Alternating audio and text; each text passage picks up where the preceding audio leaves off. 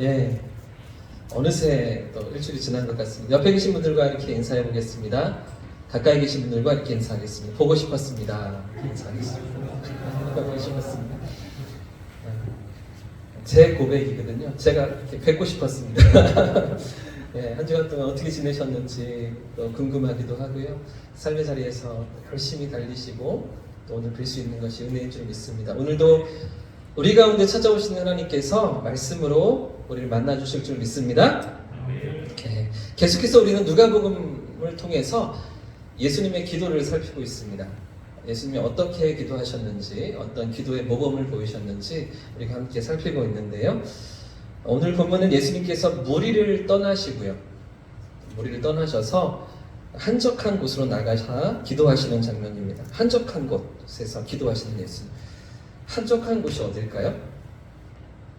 당시에 사람들이 없는 곳, 광야입니다.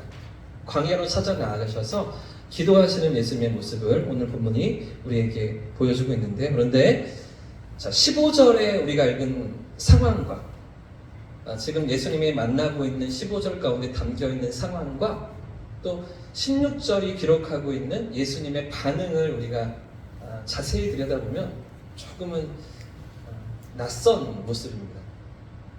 조금은 이상하기도 하고요.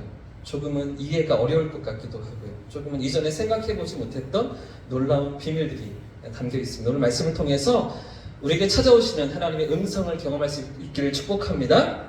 먼저 우리는 15절과 16절에서 누가가 기록하고 있는 동사들을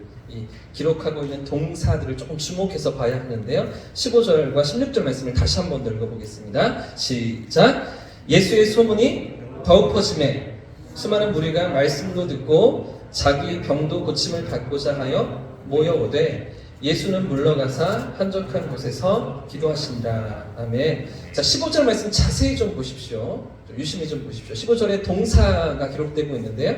어떤 동사들이 있을까요? 자, 15절에 두 개의 동사가 있습니다. 어떤 동사가 있습니까? 중학교 때, 고등학교 때 공부를 좀 열심히 하셨으면 금방 찾으실 거고요. 자, 보십시오.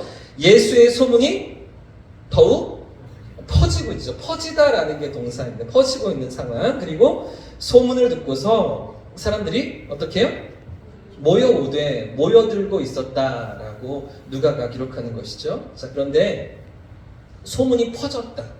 그래서 사람들이 모였다라는 이 두 개의 동사를 이 누가가 기록하면서 모두 무엇으로 기록하냐면 미완료 시제로 기록하고 있습니다. 미완료 시제. 들어보셨습니까? 미완료 시제. 뭔가 다 끝나지 않았다, 아직 다 완료되지 않았다, 이런 말이잖아요. 근데 미완료 시제가 헬라어에서는 그보다 더 강력합니다. 우리가 미완료라고 얘기하면 그냥 뭐 아직은 진행 중이야, 아직은 끝나지 않았어, 이렇게 얘기하는 것들 같은데, 헬라어에서, 신약을 기록한 헬라어에서 미완료 시제는 그보다 더 강한 의미를 담고 있는 것이죠. 무슨 얘기냐면 습관적이고 반복적인 행동을 얘기할 때 미완료 시제를 사용합니다. 무슨 말입니까? 계속해서 소문이 퍼져나갔다는 것이죠. 자, 이제 누가복음 5장이니까요. 우리가 지난주 살폈던 예수님의 그 세례, 그렇죠? 세례를 받으신 공생을 시작하신 지 얼마 지나지 않았습니다. 예수님의 고난과 부활까지 24장까지 가려면 아직 많이 남아있거든요. 근데 누가복음 5장에서 예수님의 소문이 습관적으로 반복적으로 퍼져나가고 있다는 것이죠. 계속해서 확장되어져 가는 예수님의 사역 이야기, 예수님의 기적 이야기, 이 하나님 나라의 말씀에 대한 가르침, 이런 것들이 계속해서 확장되어져 나갔다는 거예요. 그래서 어떻게 됐다고요? 모여오되 이것도 반복적인 행동을 얘기하는 것입니다. 사람들도 꾸역꾸역 밀려드는 것이죠. 많은 사람들이 모여오고 있는 것입니다. 소문을 듣고서 더 많은 사람들이 예수님을 찾고 예수님 앞으로 나아오고 있는 상황이었다라고 누가는 지금 이 장면을 생생하게 우리에게 그림으로 보여주고 있는 것이죠. 자, 상황이 이러한데 소문이 퍼지고요. 끊임없이 퍼지고요. 사람들이 더 많이 몰려들고 더 많이 예수님을 찾고 있는데, 근데 예수님은 어떻게 반응하시는지, 이게 좀 이상한 거죠. 오늘 저희가 같이 생각해 보려고 하는 것이 이 부분입니다. 예수님은 왜 이렇게 행동하시는가? 예수님은 왜 이렇게 반응하시는가? 예수님 이유가 무엇이지? 16절 말씀을 보십시오. 자, 16절은 어떻게 한 번 더 말씀을 읽어보겠습니다. 16절입니다. 시작. 예수는 물러가사. 자, 이런 상황 가운데 예수님은 어떻게 반응하고 계십니까? 예수님은 물러가셔서 한적한 곳에서 광야에서 기도하셨다는 것이죠. 자, 근데 중요한 거는 누가가 여기 16절에서도 미완료 시제를 사용하고 있습니다. 사람들이 모여오는데, 소문이 퍼지고 많은 사람들이 모여오고 있는데 예수님은 습관적으로 반복적으로 그런 사람들을 물리치시고 어디로 가셨다고요? 기도하러 가셨다. 한적한 곳으로 가셨다. 자, 이상하지 않으십니까? 조금 이상하지 않으십니까? 이 부분을 우리말 성경은, 우리가 갖고 있는 개정경 성경은 잘 보여주지 못하는 것 같습니다. 제가 영어 성경을 보니까 16절에 often 되어 있습니다. often, O-F-T-E-N 무슨 단어지? 종종이라는 단어. 종종. 영어 성경을 갖고 계신 분을 보십시오. often 이라는 단어가 들어가 있습니다. 종종 그렇게 하셨다는 거죠. 습관적인 예수님의 행동, 반복적인 예수님의 행동. 무슨 말입니까? 한두 번이 아니셨다는 것이죠. 여러 차례 예수님은 무리를 물리치시고 그들의 요구를 뿌리치시고 한적한 곳으로 가셨다. 기도하셨다. 이런 얘기들을 누가를 기록하고 있는 것입니다. 이상하지 않으십니까? 여러분 놀랍지 않으십니까? 저는 오늘 기도를 준비하면서 누가복음을 연구하고 또 공부하면서 이런 부분을 확인할 때마다 이렇게 닭살이 돋는 것 같아요. 머리가 쭈뼛쭈뼛 쓰는 것 같습니다. 이전에 못 봤거든요. 이전에는 몰랐던 부분이거든요. 설마 예수님이요?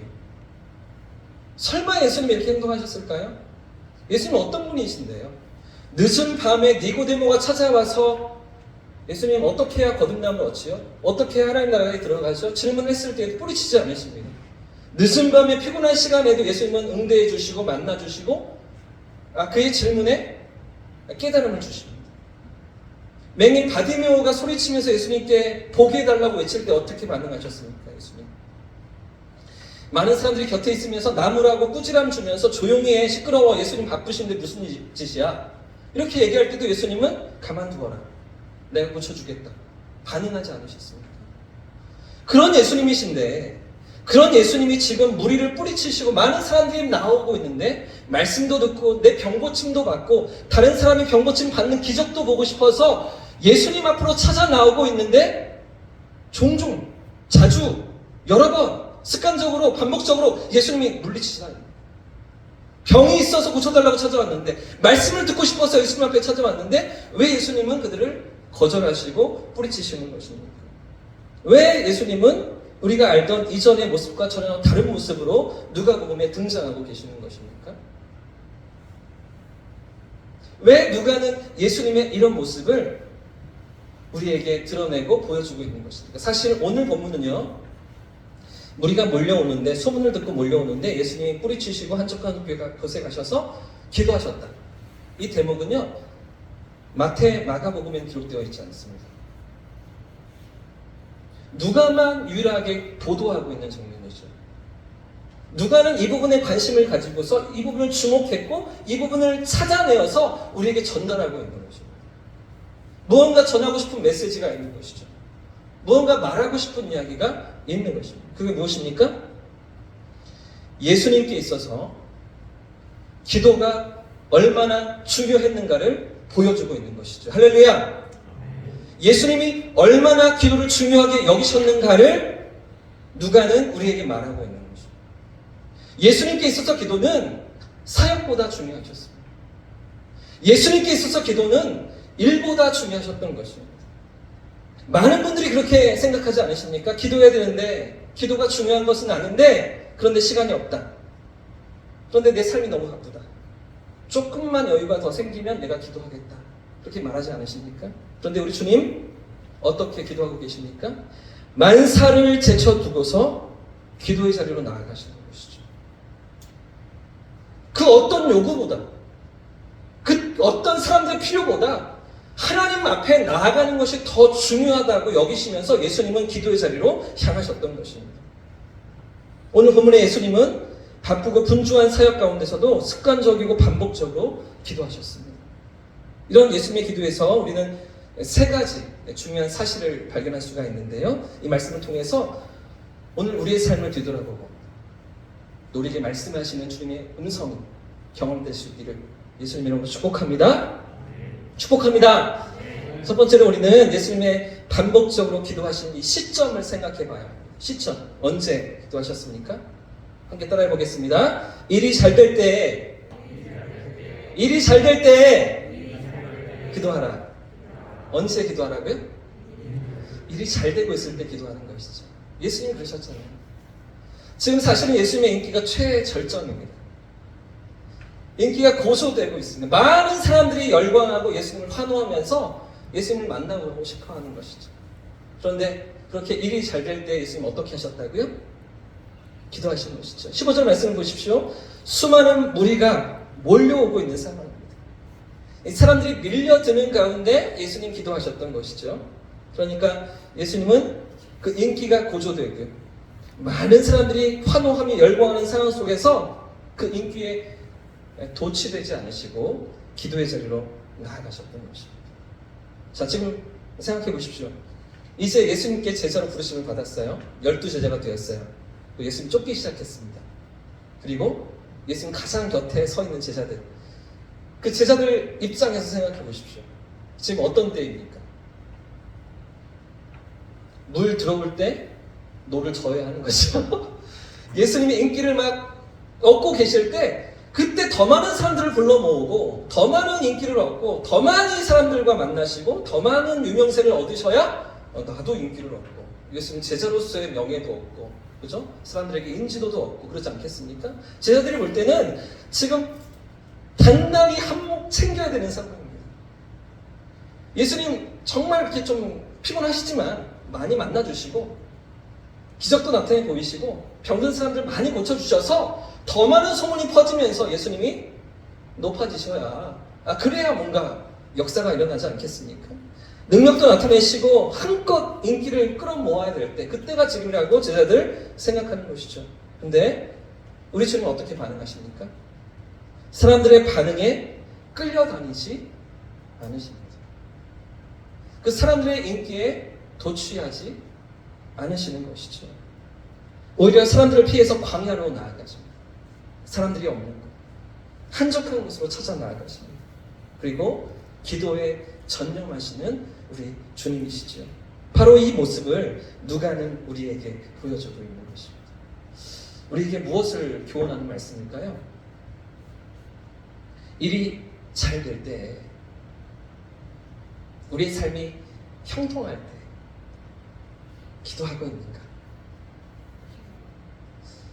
과연 우리는 기도하고 있는가? 돌아보라는 것이죠. 여러분 어떠십니까? 예수님처럼 인기의 절정에 있을 때 많은 사람들이 찾아오고 하는 일마다 잘 되고 칭찬을 받고 열매가 나타날 때 과연 우리는 기도하고 계십니까?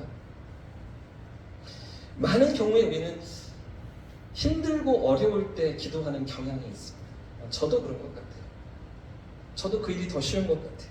삶의 고난이 찾아오고 고통이 찾아올 때 그제서야 기도의 자리로 나아가는 것이죠. 작정기도 40일, 작정기도 100일 이러면서 기도하는 이유가 무언가 발등에 불이 떨어졌을 때 기도하지 않으십니까? 그러나 진짜 기도가 무엇입니까? 어렵고 힘든 순간에 도움의 손길을 요청하는 것? 그것만 기도일까요? 그것만이 우리가 붙드는 기도의 생활입니까? 그렇지가 않죠? 형통할 때에도 우리의 삶이 순탄하다고 느낄 때에도 여전히 하나님 앞으로 나아가는 것이죠. 할렐루야! 하나님과의 친밀한 사귐을 누리는 것, 그게 기도인 줄 믿습니다. 마치 청구서를 들이밀고서요. 하나님 이거 필요해요. 이것도 주세요. 하나님 이것도 있어야 해요. 하나님 이런 것도 있네요. 꺼내놓는 것이 기도가 아니라 하나님과의 만남을 경험하는 것. 그렇죠? 하나님과의 만남 속에서 그 사귐을 누리는 것. 나를 사랑하시고 나를 지금도 사랑의 눈길로 바라보시는, 나와 함께하기를 원하시는 그 하나님과의 친밀한 사귐을 맛보며 누리는 것. 그것이 기도인 줄 믿습니다. 부탁대고 외치고 부르짖고 간구하는 것도 하나님 들어주실 때가 있어요. 그 기도 나쁘지만은 않아요. 그러나 우리의 기도가 깊어질수록, 우리가 기도가 성숙할수록 진짜 기도는 하나님과의 만남인 것이죠. 하나님과의 만남 가운데, 교제 가운데 우리가 들어가는 것입니다. 제가 어제까지 이제 대신방을 다 마쳤는데요. 대신방을 다 마쳤다고 하지만 13가정 만났더라고요. 13가정. 하루에 이렇게 2가정, 3가정씩 이렇게 뵙기도 하고, 한 가정을 만났던 날도 있는데요. 가장 먼저 제가 이렇게 집사님들 댁에 또 장로님 댁에 찾아가면 가장 먼저 얘기하시는 게 뭔지 아십니까? 우리 집사님들 저에게 하신 이야기예요. 뭐라고 하셨어요? 집에 앉자마자 저에게 뭐라고 하셨습니까? 첫 이야기, 첫 인사가 고생 많으시죠? 힘들지 않으세요? 이렇게 저에게 인사를 건네시는데 하나도 힘들지 않거든요. 그 전에 뭐 8가정, 10가정씩 하루에 신방하던 이렇게 몸에 배어 있어서요. 한 가정, 2가정 하는 거는 일도 아니고, 많이 할 때는 12가정, 13가정 정도 제가 만났던 적이 있었습니다. 아침부터 뭐 밤 10시까지 신방을 하면서. 힘든 건요, 이렇게 성경을 녹음하고 편집하고 틀리면 수정하고 영상 유튜브를 만들어서 올리는 게 어렵죠. 그게 어렵죠. 신방은 하나도 어렵지가 않거든요. 근데 이렇게 가정을 신방할 때마다 제가 안타까울 때가 있습니다. 뭐가 안타까웠냐면요, 기도 제목이 없다고 말씀하실 때 그때 너무나 이렇게 제 안에서 안타까움이 밀려옵니다. 이걸 어떻게 하지? 집사님 어떤 기도를 갖고 세일을 시작하고 계세요? 이렇게 여쭙는데 뭐 우리는 기도 제목 없어요. 우리는 특별한 게 없어요. 왜 웃으세요, 집사님? 우리 가정은 그렇게 뭐 별다른 기도 제목이 없네, 이렇게 말씀하시는 얘기들을 들을 때 진짜 그런 가정들이 있거든요. 너무나 속상하고 안타까운 것이에요. 예전에 그랬었습니다. 예전 교회에서, 지난 교회에서 그랬었습니다. 매년 한두 가정씩은 있었거든요. 같이 이렇게 둘러 앉았는데 기도 제목을 여쭈어도 뭐 별게 없다는 겁니다. 뭐 아이들도 그럭저럭 공부 잘하고, 남편도 돈 잘 벌어오고, 뭐 건강도 뭐 그냥 괜찮으니 큰 어려움이 없다, 나는 괜찮다, 나는 뭐 특별히 기도 안 해줘도 된다, 뭐 이러시는 거예요. 근데 이 가정의 진짜 기도 제목이 무엇입니까? 기도 제목이 없는 이 상태가 진짜 문제 아닙니까? 간절함이 없는 지금 이 모습이 진짜 기도 제목 아닌 것입니까? 하나님 앞에서 어떻게 살아가야 하는지, 우리 자녀의 영적인 문제, 우리 남편의 영혼의 문제에 대해서 전혀 관심도 없고, 먹고 사는 거 괜찮고 건강도 괜찮고 삶에 어려움이 없으니 뭐 기도 제목 없다라고 생각하는, 영혼에 대해서, 하나님과의 관계에 대해서, 하나님과의 친밀함에 대해서 전혀 생각하지 못하고 있는 이 상태가 진짜 기도 제목 아니겠습니까? 우리의 기도 생활이 어떻습니까? 우리 하나님과의 관계는 어떠하십니까? 돌아보면 얼마나 많은 기도 제목이 있을까요?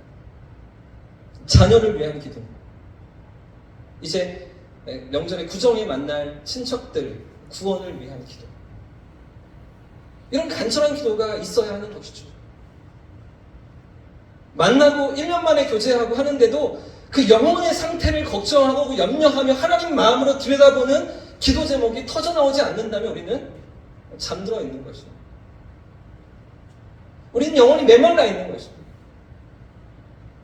육체로 살아가는 것이죠. 영혼이 깨어서 하나님 앞에 서 있지 못하는 것이죠. 교회를 위한 기도, 나라와 민족을 위한 기도, 다음 세대를 위한 기도, 선교와 열방을 향한 기도. 그런데도 이런 기도 제목들은 다 나와는 상관없이 영혼의 눈이 감겨 살아가는 삶의 자리에 들어가 있는 분들 너무나 안타깝지 않습니까? 오늘 우리는 깨어서 살아갈 수 있기를 주님의 이름으로 축복합니다. 인기 절정의 순간에도 기도의 자리로 나아가셨던 예수님처럼, 일이 잘 될 때에도, 아무런 문제가 없을 때에도 하나님과의 친밀한 사귐을 구하며 기도의 자리에 서는 저와 우리 모두의 삶이기를 축복합니다. 편안할 때, 그렇죠? 모든 일이 잘 될 때에, 그때에도 하나님 앞에 우리 영혼이 깨어서 살아가는 저와 우리 모두의 삶이기를 축복합니다. 둘째로 예수님의 기도가 우리에게 가르쳐주는 교훈이 무엇입니까? 한 번 더 따라해 보겠습니다. 일하기보다 기도하라. 일하기보다 기도하라. 그죠? 일하기보다 기도하는 것입니다.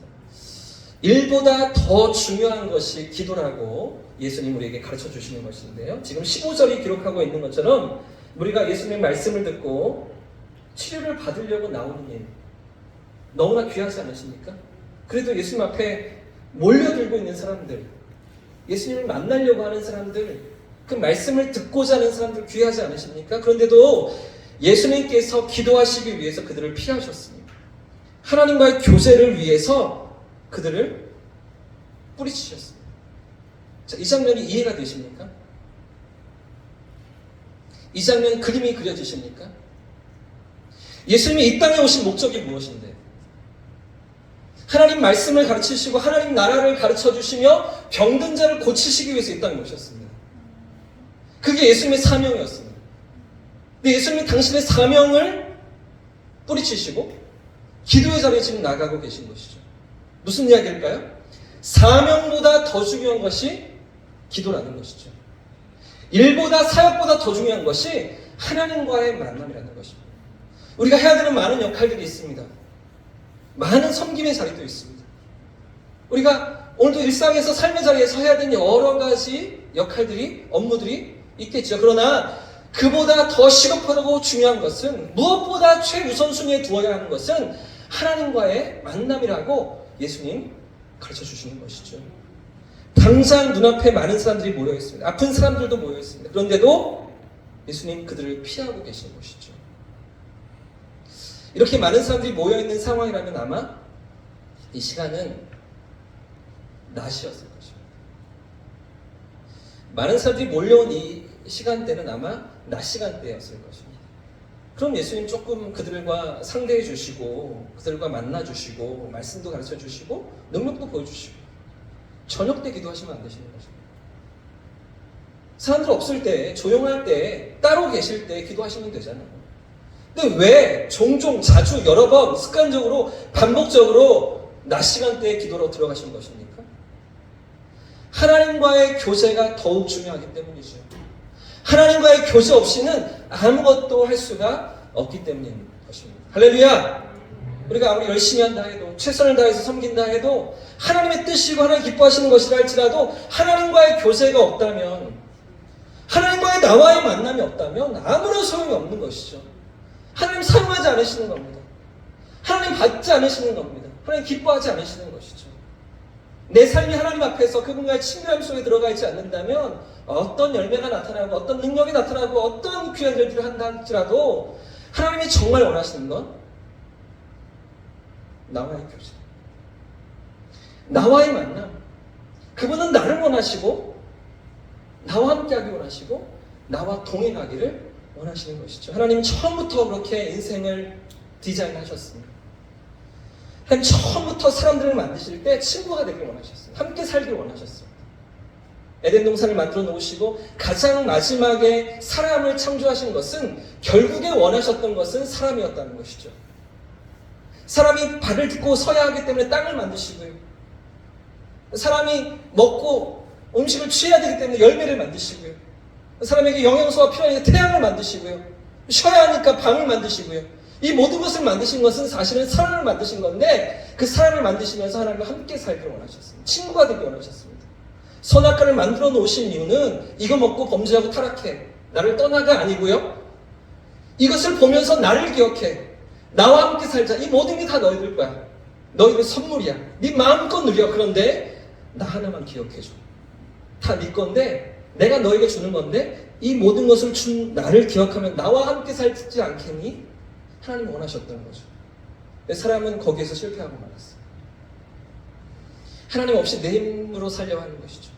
하나님 없이 나 혼자 살고 싶어 하는 것이죠. 세상의 왕이 되어서 내가 주인 되어서 내가 원하고 내가 마음대로 하고 싶은 대로 살고자 하나님을 떠나버리고 만 것이죠. 하나님 처음부터 디자인하신 게 함께 살기를 원하셨던 것입니다. 오늘도 우리 주님은 나와 함께 살기를 원하시는 줄 믿습니다. 하나님 오늘도 내 삶 가운데 함께 동참하기를 원하시는, 내가 점심으로 무엇을 먹든지, 내가 오늘 누구를 만나든지 그 삶의 현상에 하나님이 나를 통해서 나와 함께 걸으시고 나와 함께 잡수시면서 나와 함께 살아가시면서 기쁨을 누리시고 내 삶을 받으시기를 원하시는 것이죠. 이것이 주님과의 친밀한 사귐인 줄 믿습니다. 이 삶의 자리로 나아가야 하는 줄 믿습니다. 그 일을 위해서 예수님은 한적한 곳으로 기도의 자리로 나아가신 것이죠. 하나님과의 교제가 있어야만 사역도 가능하기 때문이죠. 하나님과의 친밀함이 있어야만 그 사명도 감당하기 때문이죠. 오늘 우리는 어떻게 일상을 살아가고 있습니까? 어떻게 하나님과의 만남을 누리면서 우리의 삶의 자리를 감당하고 계십니까? 아버지로서, 어머님으로서, 그렇죠? 딸로서, 아들로서, 학생으로서, 직장인으로서, 사업체를 운영하면서 어떤 모습으로 우리 삶의 일상을 살아가고 계십니까? 그 삶의 자리에 하나님이 함께 하시는, 하나님과 친밀한 교제를 누리는 그런 삶으로 나아갈 수 있기를 예수님 이름으로 축복합니다. 축원합니다. 하나님 정말 원하시는 건 그것이에요. 주가 나와 동행을 하면서 나를 친구 삼으시고 우리 서로 받은 그 기쁨은 알 사람이 없도다. 내 친구가 되셔서 내 삶에 함께 하시는 하나님과의 만남, 그 사귐을 정말 깊이 누리면서 살아가자고 우리를 주님의 백성으로 불러주신 것이죠. 이런 은혜가, 이런 복락이 저와 우리 성도님들 삶 가운데 가득하기를 예수님 이름으로 축복합니다. 엊그제 서울에 사는 누나가, 저희 누나가 3살 많은 누나가 전화가 왔는데요. 누나도 집사님이고 교회에서 이제 올겐 반주도 하고요. 또 매형이 주일학교 교사이기도 하니까 가끔 전화가 와서 부임하고 잘하고 있어? 이렇게 걱정을 합니다. 3살 밑에 동생이 염려가 되는지 어떻게 기도해 줄까? 뭐 이런 얘기도 하면서 이런저런 이야기를 하다가 근데 이런 이야기를 하는 거예요. 요즘 참 기도하고 싶은데 기도할 자리가 마땅치가 않다는 거죠. 간절히 좀 부르짖고 기도하고 싶은데 근데 그런 자리가 없다는 겁니다. 그래도 설교는 뭐 유튜브로 이런 목사님 저런 목사님 말씀도 찾아 듣고 그래도 말씀은 조금 갈증이 있어서 찾아 듣는데 간절히 기도하는 그런 자리가 누나에게는 없다고, 그게 너무나 속상하다고 이렇게 얘기하더라고요. 이야기를 들어보니까 다니는 교회가 수요 기도회가 있고 또 우리처럼 금요 기도회도 있는데 말씀을 전하고 기도 제목 주시고 금방 일어나서 다 가신다는 거예요.